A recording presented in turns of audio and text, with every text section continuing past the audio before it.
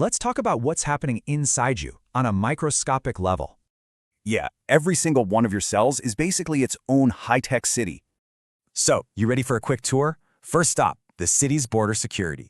And this isn't just some wall. Think of it more like an active border with bouncers. And here's the top bouncer. Its job? Kick 3 sodium ions out of the cell.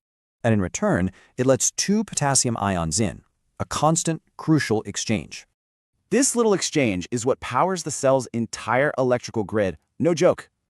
But this border isn't just about traffic control. It also sends out secret signals. See, there's this molecule, PS, that usually hides inside. But when a cell is dying, it flips.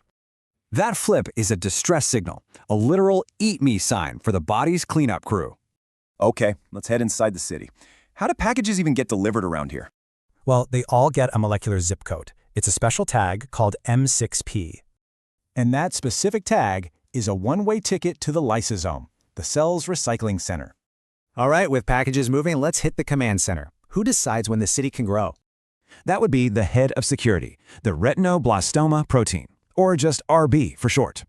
RB's main job is to hold on to a factor called E2F, putting the brakes on all division. But when it's time to grow, RAB gets a signal telling it to let E2F go. And once E2F is free, the city preps to divide using this massive superhighway system. Normally, these highways are really dynamic, but the cancer drug Taxol, it freezes them solid. This creates a permanent traffic jam, which actually stops a cancer cell from dividing. So that's our tour, a quick look at the incredible machinery that keeps your city running. We've seen gatekeepers, secret signals, security guards, and the whole highway system. And all of this is happening right now, without you even thinking about it. Makes you wonder, huh?